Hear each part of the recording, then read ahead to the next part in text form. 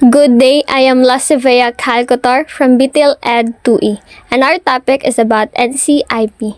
NCIP stands for National Commission on Indigenous Peoples.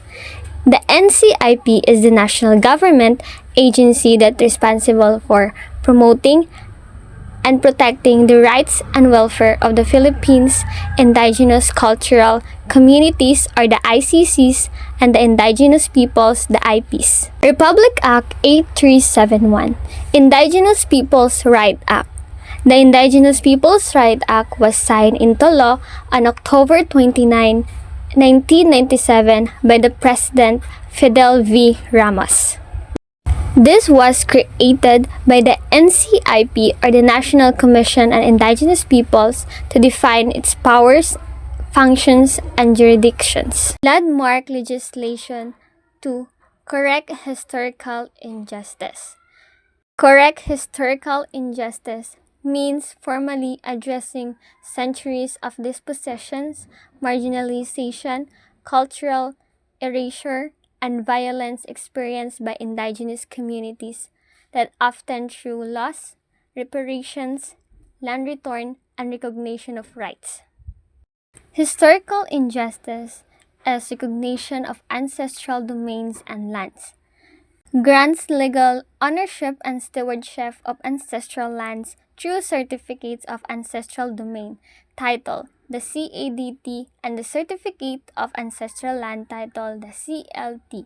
This formally acknowledge indigenous tenure systems.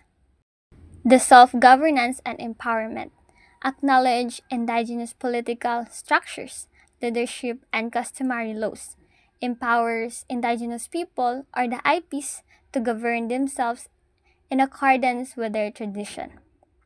The free, prior, and informed consent requires companies and governments agencies to obtain consent from IP communities before initiating any project in their territory. This protects against exploitation and forced development. Next is the enforced constitutional mandates for indigenous peoples. A state must take concrete legal, administrative, and policy actions to realize the rights guaranteed by its constitution. In the Philippines context, in 1987, constitutions provide a strong legal foundation for protecting indigenous peoples, but enforcement remains the central challenge. Last is the observe international norms. To observe international norms on indigenous peoples, a country or institutions must align its laws, policies, and practices with globally recognized human rights standards that protect identity, rights, and autonomy of indigenous peoples. Next is the four basic rights of ICCS or the indigenous cultural communities and the IPs or the indigenous people. First is the right to ancestral domains and lands. The rights to ancestral domains and lands, this includes recognizing and protecting the rights of indigenous cultural communities and indigenous peoples to their ancestral lands and resources. Republic Act Number 837, the Indigenous Peoples' Right Act of 1997 or the EPRA, get ancestral domains, the lands, bodies of water, sacred places, and natural resources are traditionally owned, occupied, or used by indigenous cultured communities or the ICCs and the indigenous peoples or the IPs, and the ancestral lands individually owned lands within ancestral domains. Next is the right to self-governance and empowerment. The right to self-governance and empowerment focuses on empowering the ICCs and the IPs to govern themselves and participate in decision-making processes that affect their lives and communities. The right to self-governance and empowerment of indigenous cultural communities and indigenous peoples is one of the four core rights recognized under the Indigenous People Rights Act or the EPRA of 1997, and it is directly supported by National Commission on Indigenous Peoples, or the NCIP. Section 1320 of the EPRA outlines the right to self-governance and empowerment of indigenous peoples. The rights recognize the authority of ICCs and IPs, first, as govern themselves according to customary laws, maintain and develop their indigenous political structures, and last is to participate fully in the political, economic, and social life of the country. Next is the right to social justice and human rights.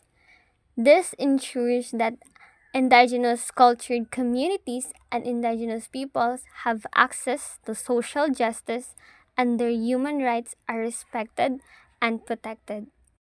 Social justice refers to the fair and equal distribution of resources, opportunities, rights, and protection, especially for historically marginalized groups like indigenous cultured communities and indigenous peoples.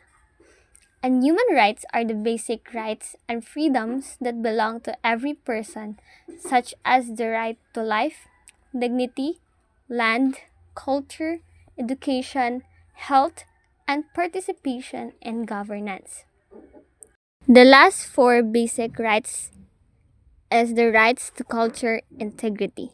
This involves preserving and promoting the unique cultural tradition, knowledge, and practices of indigenous cultured communities and indigenous peoples. The right to culture integrity is one of the four core rights of indigenous cultural communities and indigenous peoples. This right ensures the protection and preservation and promotion of the unique cultures, traditions, and identities of indigenous peoples. The National Commission on Indigenous Peoples, or the NCIP, is the lead government agency mandated to uphold, support, and protect this right.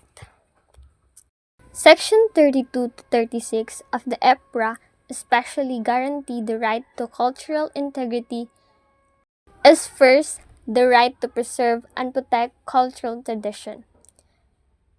The indigenous cultural communities and indigenous peoples have the right to maintain their traditional practices, beliefs, and values without external interference. The right to indigenous knowledge systems and practices. Protection of medicinal knowledge, farming practices, oral history, and spiritual beliefs, and other traditional systems. Third, the right to education based on culture and history. Indigenous people must have access to cultural, appropriate education that reflects their language and worldview. The right to cultural sites and ceremonies. Sacred places, burial grounds, and ceremonial areas are to be respected, protected, and preserved. Right to intellectual property. Right to intellectual property is indigenous cultural communities and indigenous people have ownership over the cultural creations, including symbols, crafts, songs, and stories. Last is the right to biological and genetic resources. This means the control over the use and sharing of native plants, seeds, and other biological knowledge passed through generations.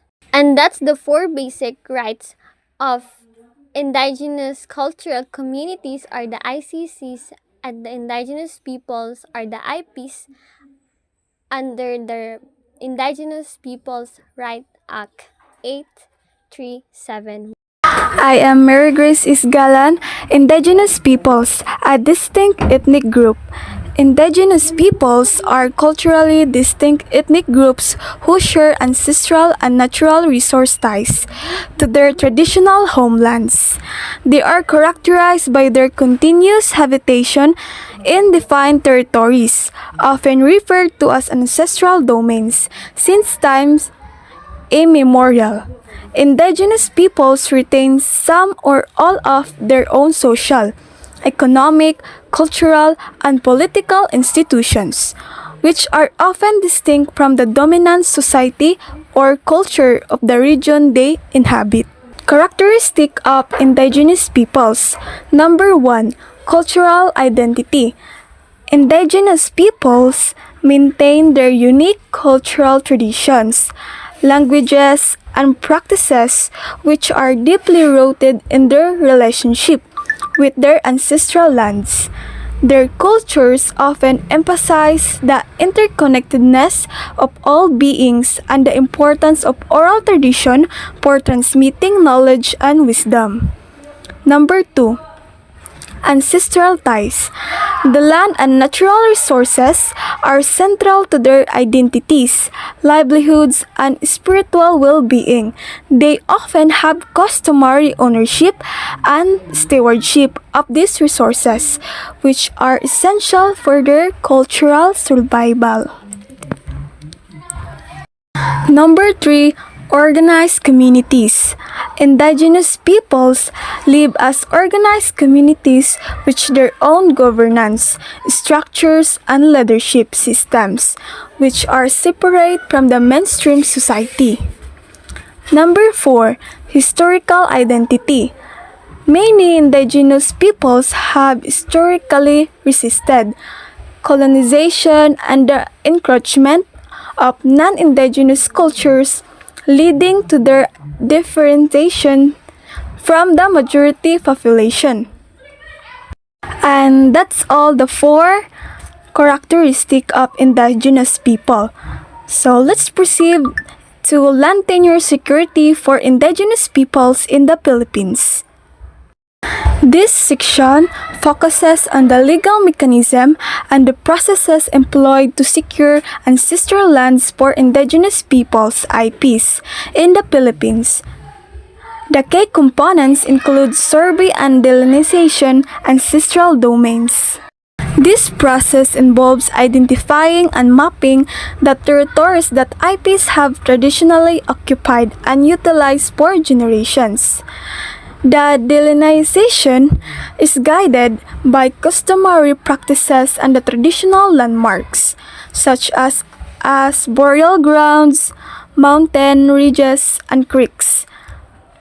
The IPs themselves play a central role in the process, working with their elders and leaders to establish the boundaries of their ancestral domains. Insurance of CADT or CALT. Once the ancestral domain insurance of CADT or CALT. Once the ancestral domain is delineated, the NCIP issues legal instruments to recognize the IP and IP land rights. These instruments include Certification of Ancestral Domain Title, CADT.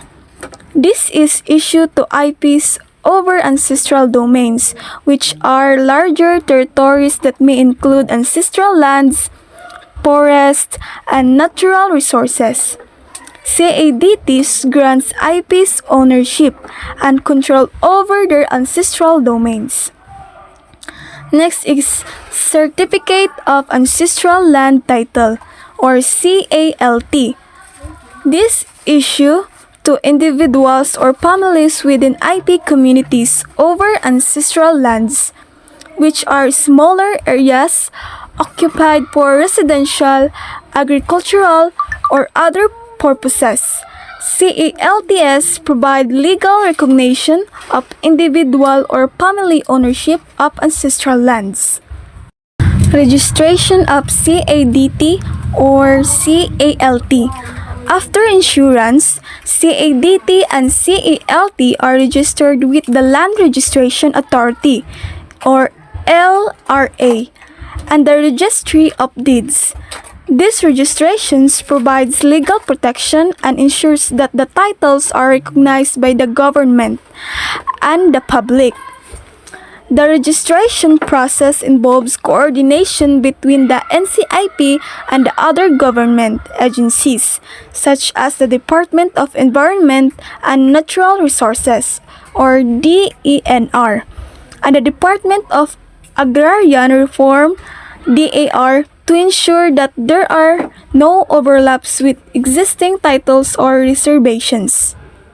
This section details the National Commission on Indigenous Peoples (NCIP) strategy for establishing model ancestral domain communities in the Philippines, focusing on the sustainable development and peace building. Number 1, development of ancestral domains through the Ancestral Domain Sustainable Development and Protection Plan, or ADSDPP. The ADSPP is a crucial instrument for sustainable development within ancestral domains. It's a community-driven plan created by indigenous cultural communities, indigenous peoples (ICC) or IPs, themselves outlining how they will manage and develop their lands and resources sustainably.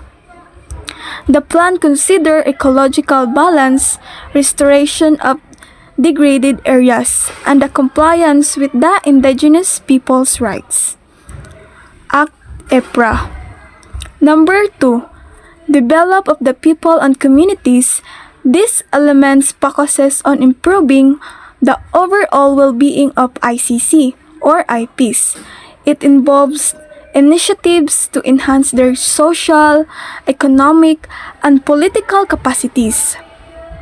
They may include education, healthcare, infrastructure, development, and skill-building programs, tailored to the specific needs and priorities of each community. Number 3, protection and the enhancement of the cultural heritage of indigenous peoples. Recognizing the importance of cultural preservation for the identity and well-being of ICC or IPs. These initiatives aims to protect and enhance their cultural heritage. This includes supporting traditional practices, languages, arts, and knowledge systems. It also involves efforts to document and safeguard intangible cultural heritage. Number 4, cultural mapping of all IP communities, and cultural mapping is a crucial tool for understanding and documenting the cultural resources, practices, and knowledge of ICC or IPs. This process involves working closely with community members to identify and record their cultural heritage, including both tangible and intangible aspects. This information is then used to inform development and conservation efforts. And that's all the 4 section of National Commission on Indigenous Peoples. So let's proceed the enforcement of human rights and empowerment of IPs. This section outlines the mechanism and strategies employed by the Traditional Commission on Indigenous Peoples (NCIP) to enforce human rights and empower indigenous peoples IPs in the Philippines. Assistance in the resolution of conflicts. The NCIP assists in resolving conflicts within IP communities using customary laws, traditions, and practices. This approach respects the cultural integrity of IPs and allows them to address disputes in accordance with their own legal systems. The NCIP provides guidance and support to ensure that these customary practices are aligned with national laws and internationally recognized human rights. Next is NCIP adjudicatory processes. The NCIP acts as quasi-judicial body handling disputes related to IP rights, including land tenure, self-governance, and cultural integrity. The NCIP's adjudicatory processes are designed to be fair and impartial considering the customs and traditions of the IP communities involved. These processes provide a platform for IPs to seek justice and resolve conflicts peacefully. Next is legal assistance involving community interests. The NCIP provides legal assistance to IP communities on matters that affect their collective interests. Next is legal assistance involving community interest. The NCIP provides the legal assistance to IP communities on matters that affect their collective interest. This includes providing advice, representation, and support in legislation. Next is constitution of consultative body. The NCIP establishes consultative bodies to facilitate dialogue and collaboration between IP communities and government agencies. These bodies provide a platform for IPs to participate in decision-making processes that affect their lives. Next is quick response mechanism to address emergency access. The NCIP has a quick response mechanism to address emergency cases that threaten IP rights and well-being. This mechanism allows for immediate intervention in situations such as human rights violations, environmental degradation, or conflicts that require urgent action. The quick response mechanism ensures that IPs receive timely assistance and protection during critical moments. These all mechanisms are essential for protecting IP rights and ensuring their empowerment by respecting cultural practices, providing legal support, and fostering collaboration. The NCIP aims to create a just and equitable environment for IPs in the Philippines. The rules of NCIP are the National Commission on Indigenous Peoples Towards Sustainable Development. First, provide information and assess the concern of ICCs or the indigenous cultural communities and the indigenous people or the IPs in the tapping resources and access basic service from government, agencies, and other support groups. Providing information and assistance, a National Commission on Indigenous Peoples helps indigenous cultural communities and indigenous peoples access resources and basic services from government and agencies and other support groups. This enables them to tap into opportunities and support that can improve their lives.